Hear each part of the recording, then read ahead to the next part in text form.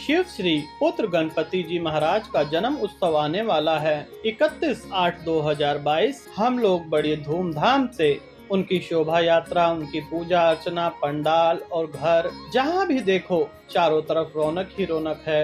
यह उत्सव नहीं महोत्सव है। परंतु आप लोग जानते हैं कि गणेश भगवान को हाथी का शीश ही क्यों लगाया गया?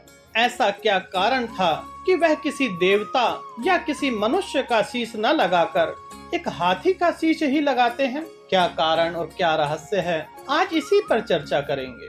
अगर मान लो किसी भगवान का शीश शिव पुत्र गणपति जी महाराज को लगा दिया जाता तो आप उसे कैसे पहचानते? मान लीजिए आपका कोई मित्र है श्यामलाल और रामलाल। अब श्यामलाल की गर्दन रामलाल में लगा दी जाए और रामलाल की श्यामलाल में, तो आप कैसे पहचानेंगे कि रामलाल कौन है, श्यामलाल कौन है? हाथ सभी के एक ही हैं, फर्क है तो ये चेहरा, ये आंखें, ये नाक और नक्श। हम किसी मनुष्य को पहचानते हैं, अपने मित्र को, रिश्तेदार को, वो चेहरे की वजह से। अंततः सभी एक ही प्रकार से हैं। अगर मनुष्य की यह चमड़ी उधेड़ दी जाए तो सभी मनुष्य एक ही जैसे दिखेंगे। कहने का अर्थ है कि किसी देव या इंसान का शीश अगर गणपति महाराज को लगा दिया जाता तो उनका अस्तित्व खत्म हो जाता।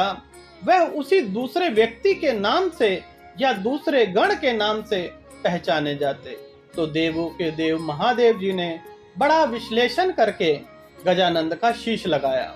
और गजानंद का शीश लगाया, उसके पीछे भी एक कारण था। ऐसे कोई देव नहीं है जिनको खाने के लिए एक अतिरिक्त शरीर हो।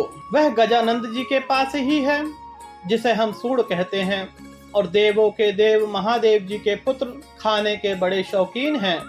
इसीलिए महादेव जी ने अपने पुत्र को एक हाथी का शीश लगाया। इस देश का, इस पूरे ब्रह्मांड का राष्ट्रपति घोषित करना था। जो संरचना प्रभु करते हैं उसके पीछे कोई ना कोई कारण होता है।